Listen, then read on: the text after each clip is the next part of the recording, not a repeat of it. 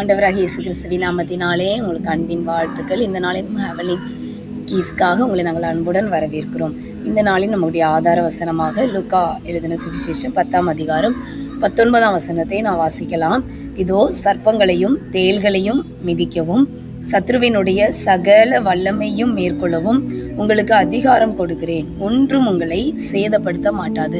இயேசு தம்முடைய சீஷர்களுக்கு அதிகாரம் கொடுத்து அவர்களை ஊழியத்திற்கு அனுப்பின போது அவர்கள் சந்தோஷமாய் திரும்பி வந்து சொல்றாங்க, ஆண்டவரே உம்முடைய நாமத்தினாலே பிசாசுகளும் எங்களுக்கு கீழ்ப்படுகிறது அப்படின்னு சொன்ன போது கர்த்தர் சொல்றாரு, அந்த அதிகாரம் சர்ப்பங்களையும் தேள்களையும் மிதிக்கிற ஒரு அதிகாரம், சத்ருவின் சகல அதிகாரங்களையும் மேற்கொள்ளுகிற ஒரு அதிகாரம்.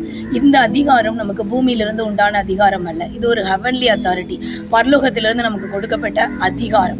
ஆண்டவர் நம்மை அதிகாரப்படுத்தி இருக்கிறார். பிசாசினுடைய சகல வல்லமைகளை சர்ப்பங்களை மிதிக்க அது அதை நம்ம அபிஷேகம் என்று சொல்லுகிறோம். பரலோகத்திலிருந்து நமக்கு கொடுக்கப்பட்ட அந்த அத்தாரிட்டியை இந்த நாட்களை நம்ம பயன்படுத்தும் போது என்ன நடக்கும்? இவர்கள் திரும்பி வந்து சந்தோஷத்தோடு அதை சொல்லும் போது 18ஆம் வசனத்துல நாம் வாசிக்கிறோம், அவர்களை அவர் நோக்கி, சாத்தான் மின்னலை போல வானத்திலிருந்து விழுகிறதை கண்டேன் என்று ஆண்டவர் சொல்லுகிறார்.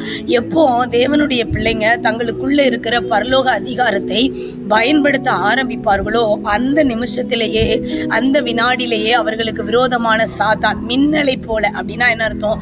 ஒரு செகண்ட்ல, ஒரு வினாடியில அவன் விழுந்து போகிறதை நாம் காண முடியும். இந்த நாட்கள்ல உங்களுடைய அத்தாரிட்டியை, உங்கள் அதிகாரத்தை, பரலோகத்திலிருந்து உங்களுக்கு கொடுக்கப்பட்டிருக்கிற அந்த வல்லமையை, அந்த அபிஷேகத்தை நீங்க பயன்படுத்துங்க. சர்ப்பங்களையும் தேள்களையும் மிதிங்க.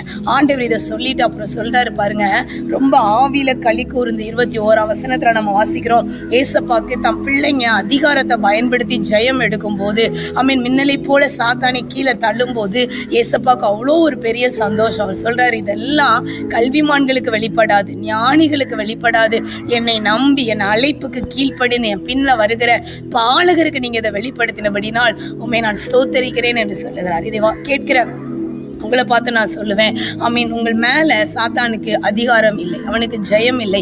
உங்க அதிகாரத்தை பயன்படுத்துங்க, உங்க கீயை நீங்க பயன்படுத்துங்க. அவன் காலின் கீழ் போட்டு மிதிங்க.